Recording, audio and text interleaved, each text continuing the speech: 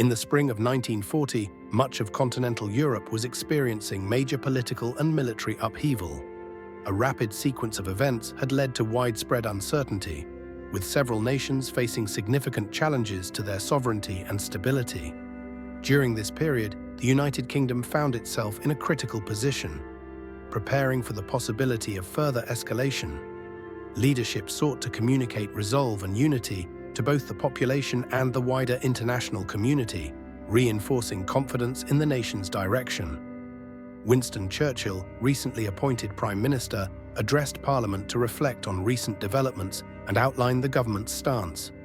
His message emphasized determination, coordination, and the importance of collective effort during a time of great tension.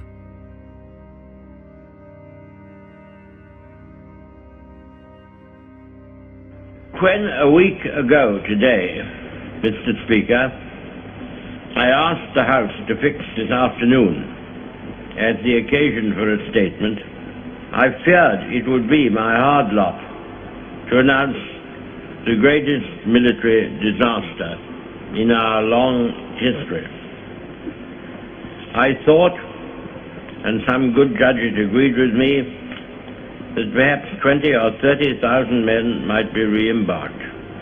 But it certainly seemed that the whole of the French First Army and the whole of the British Expeditionary Force north of the Amiens-Abbeville gap would be broken up in the open field, or else would have to capitulate for lack of food and ammunition. These were the hard and heavy tidings for which I called upon the House and the nation to prepare themselves a week ago.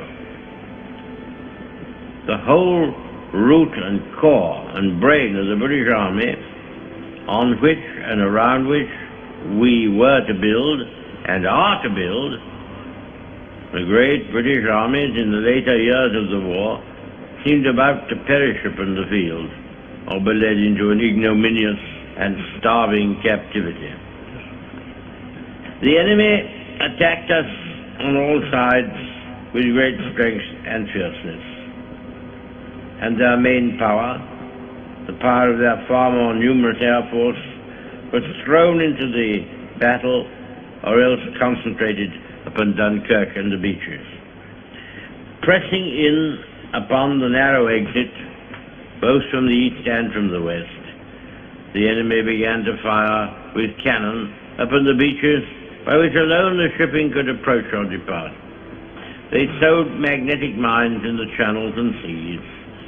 They sent repeated waves of hostile aircraft, sometimes more than 100 strong in one formation, to cast their bombs upon the single pier that remained, and upon the sand dunes on which the troops had their only shelter. Their U-boats, one of which was sunk, and their motor launches took the toll of the vast traffic which now began. For 4 or 5 days an intense struggle reigned. All their armored divisions, or what was left of them, together with great masses of infantry and artillery, hurled themselves in vain upon the ever-narrowing, ever-contracting appendix within which the British and French armies fought. Meanwhile, the Royal Navy, with the willing help of countless merchant seamen, strained every nerve to embark the British and Allied troops. 220 light warships and 650 other vessels were engaged. They had to operate upon the difficult coast, and often in adverse weather, under an almost ceaseless hail of bombs and an increasing concentration of artillery fire. Nor were the seas, as I have said, themselves free from mines and torpedoes. It was in conditions such as these that our men carried on with little or no rest, for days and nights on end, making trip after trip across the dangerous waters, bringing with them always men whom they had rescued. The numbers they have brought back are the measure of their devotion and their courage. The hospital ships which brought off many thousands of British and French wounded being so plainly marked, were a special target for Nazi bombs, but the men and women on board them never faltered in their duty. Meanwhile, the Royal Air Force, which had already been intervening in the battle, so far as its range would allow, from our home bases, now used part of its main metropolitan fighter strength and struck at the German bombers and at the fighters, which in large numbers protected them. This struggle was protracted and fierce. Suddenly, the scene is cleared. The crash and thunder has, for the moment, but only for the moment, died away. A miracle of deliverance achieved by valor, by perseverance, by perfect discipline, by faultless service, by resource, by skill, by unconquerable fidelity, is manifest to us all. The enemy was hurled back by the retreating British troops. He was so roughly handled that he did not harry their departure seriously.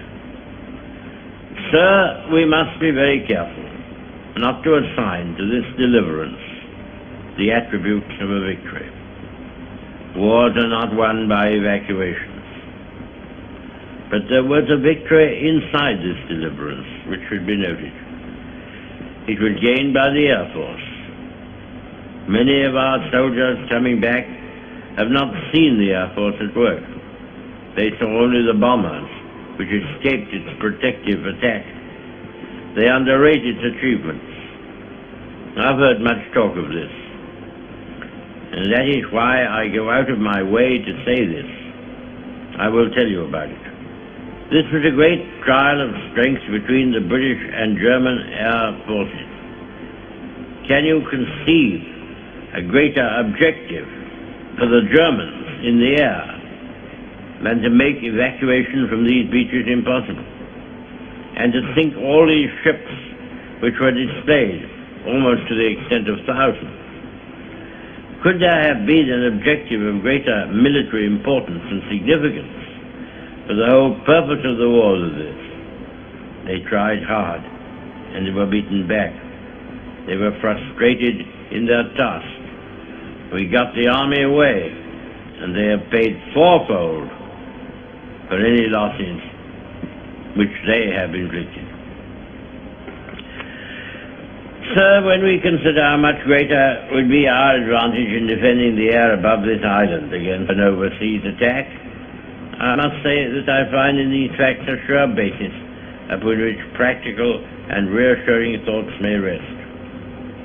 I will pay my tribute to these young airmen. The great French army was very largely, for the time being, cast back and disturbed by the onrush of a few thousands of armored vehicles. May it not also be that the cause of civilization itself will be defended by the skill and devotion of a few thousand airmen?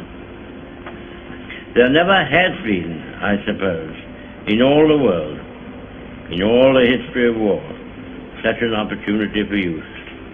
The Knights of the Round Table, the Crusaders, all fall back into the past, not only distant, but prosaic.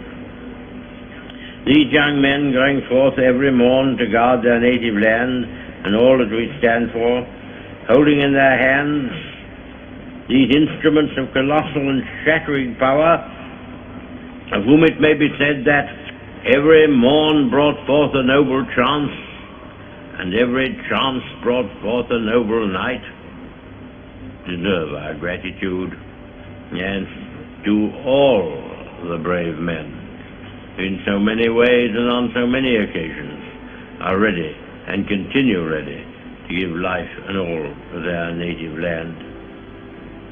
Nevertheless, our thankfulness at the escape of our army and so many men whose loved ones have passed through an agonizing week must not blind us to the fact that what happened in France and Belgium is a colossal military disaster. The French army has been weakened, the Belgian army has been lost, a large part of those fortified lines upon which so much faith had been reposed is gone. Many valuable mining districts and factories have passed into the enemy's possession. The whole of the Channel ports are in his hands, with all the tragic consequences that follow from that. And we must expect another blow to be struck, almost immediately, at us or at France. We are told, sir, that Herr Hitler has a plan for invading the British Isles. This has often been thought of before. When Napoleon lay at Boulogne for a year with his flat-bottom boats and his grand army, he was told by someone, there are bitter weeds in England. There are certainly a great many more of them since the British expeditionary force returned. Sir, I have myself full confidence that if all do their duty, if nothing is neglected, and if the best arrangements are made, as they are being made, we shall prove ourselves once more able to defend our island home, to ride out the storm of war, and to outlive the menace of tyranny, if necessary for years, if necessary alone. At any rate, that is what we are going to try to do. That is the resolve of His Majesty's government, every man of them. That is the will of Parliament and the nation. The British Empire and the French Republic, linked together in their cause and in their need, will defend to the death their native soil, aiding each other like good comrades to the utmost of their strength. We shall go on to the end. We shall fight in France. We shall fight on the seas and oceans. We shall fight with growing confidence and growing strength in the air. We shall defend our island, whatever the cost may be. We shall fight on the beaches. We shall fight on the landing grounds. We shall fight in the fields and in the streets. We shall fight in the hills. We shall never surrender. And if, which I do not for a moment believe, this island or a large part of it were subjugated and starving, then our empire beyond the seas, armed and guarded by the British fleet, would carry on the struggle until, in God's good time, the new world, with all its power and might, steps forth to the rescue and the liberation of the old. Churchill's speech became a defining moment in public communication, reinforcing national morale during an extremely uncertain time. It helped unify citizens across the country and strengthened their sense of purpose and resilience. Internationally, the address was widely recognized as a statement of determination. It influenced public opinion abroad and contributed to shaping the perception of the United Kingdom as a nation committed to standing firm despite ongoing challenges. Over time, the speech became symbolic of leadership under pressure. It has been studied, referenced, and remembered as a powerful example of how words can influence mindset, inspire confidence, and contribute to long-term national identity.